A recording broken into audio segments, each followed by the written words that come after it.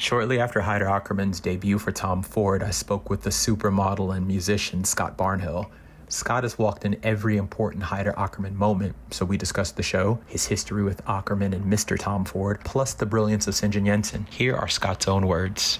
A couple weeks ago, I got a phone call from my Paris agency, Success Men. They asked if I was available to walk for Haider Ackermann and Tom Ford for the show.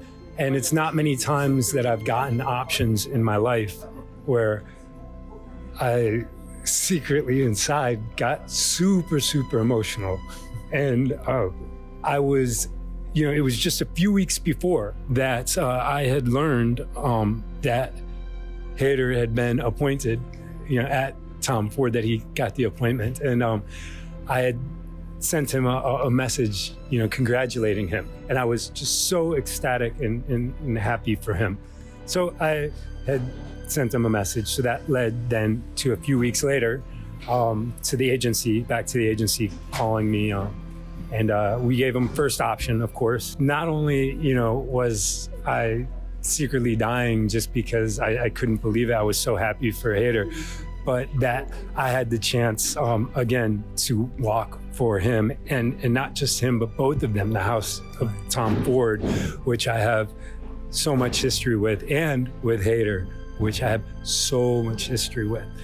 It was just such a beautiful moment, and I was just looking so forward and hoping that the option would confirm. Never in my mind, I would ever see those two together. They had these amazing worlds that were completely different to me, right? So it would be like living on the other side of the road from the other one, in a sense, right? So all of a sudden, it was together in the same house, and I had a really big oh, wow moment. It was simply because I just never saw it, and then all of a sudden here it was, and now it felt like, wow, that it just makes perfect sense. That's kind of how it's normal. And so now in my head, it's like it will forever live like this.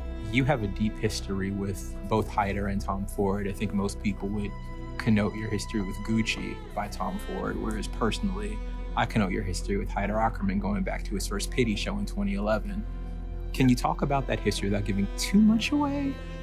The history with Tom Ford in the house of Gucci goes back to more of my Versace days. I was always working, from Gianni's last show to when Donatella took over into that Versace world, right? But I would come out of that world occasionally and be accepted into the Tom Ford world. And I would go, 2 seasons, do shows back to back, and then I'd go 2-3 seasons without, and then maybe another season doing. Ever since I had met Haider, he was so warm and invited me into his house, and I worked with him, and I worked with him all the time.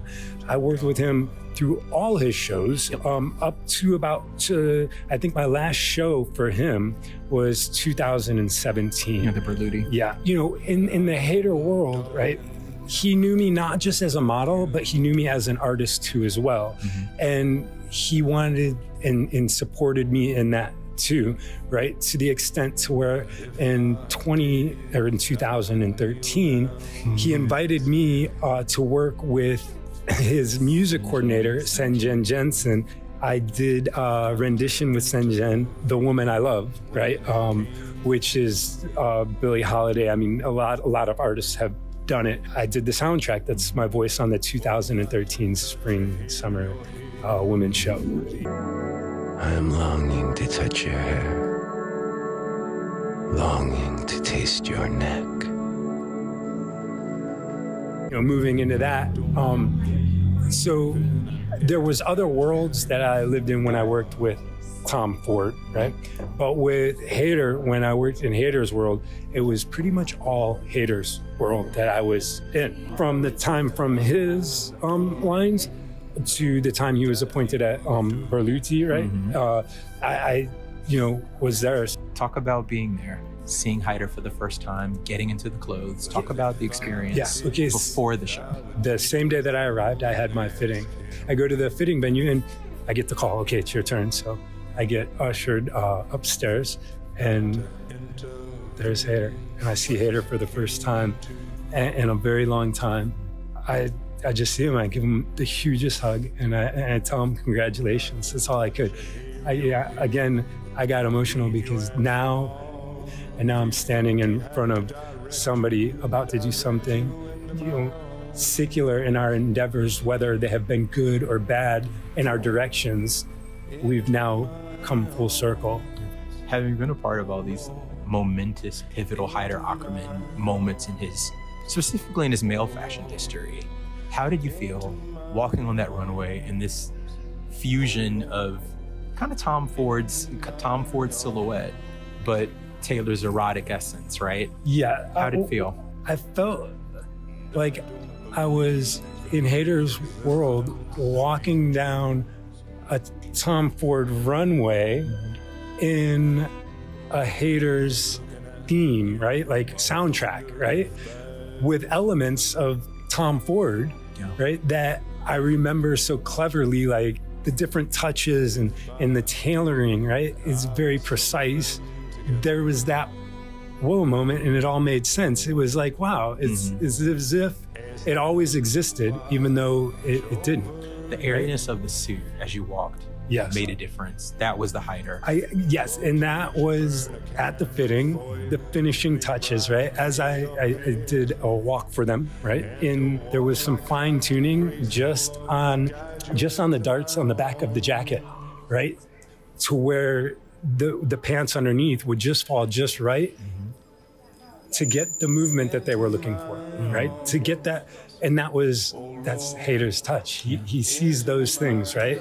And attention to that detail, and he pulls it out of the fabric, and there's nobody like it. Or it's the Belgique meeting Tom Ford cineast, right? Yes. Both of these worlds coming together in this Completely. in this forensic, but also deeply elegant way. Completely, absolutely beautiful.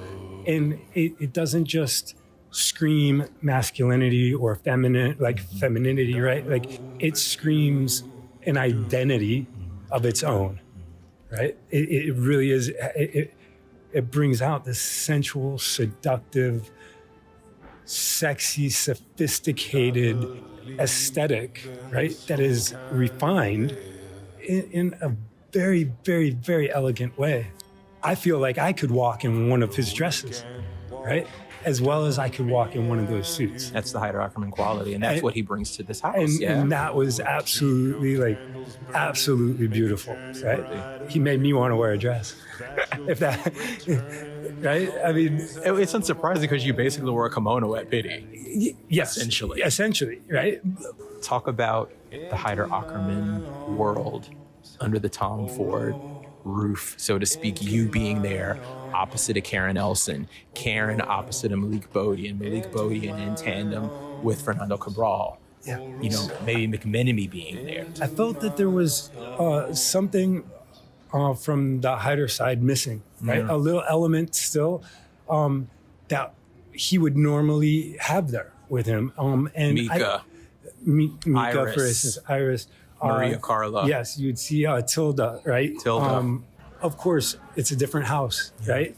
And there's adjustments to be made, and it's just started, right? This is the first go, right? So it's not a negative thing. I think it's just a settling thing. The situation and the task was accomplished, and I believe it was done with grace, dignity, respect, and beauty. We're going to watch that Tom Ford house grow to heights that have not been witnessed before in fashion. The music in concert with the movement direction, in concert with the wearing of the clothes, in concert with the lighting. I think Senjen absolutely nailed the soundtrack to the show. The narration with these mirrored, smoked out, could be fogged up kind of aesthetic walls, right? With this kind of silver plaiding everywhere, the carpet, right?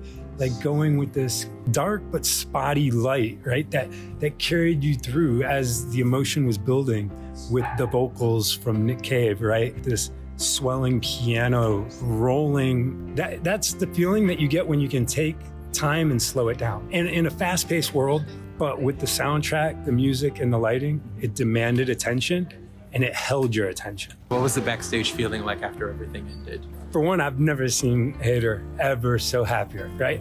I was pretty much the first person right there that, he would see, not by chance, it just happened like that, right? He was ecstatic and I was so happy for him. I literally got emotional. Kind of when you take like that lonely walk home. After the show's done, the lights go down, the show's over. You don't know what you've done or what you did, but it's something that you felt, you are letting it kind of go. Seeing Haider that happy, it just really, made me see that he is, in fact, even beyond happy. I've known him long enough, but seeing him jump so high, he almost hit his head on the roof. Yeah, it was amazing. Quickly, everybody got ushered their own way, and I had to get my hair a little touched up, so they touched up my hair, a few more pictures here and there, and then it's that feeling, right? And it's my coat's back on, I'm walking back out the door, back out onto the streets, and disappearing back into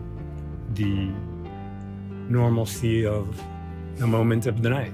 Any final thoughts? Absolutely love Tom. Absolutely love Haider. Thank them so much. And congratulations. It couldn't happen to two more beautiful, better people. Thanks so much. Thank you.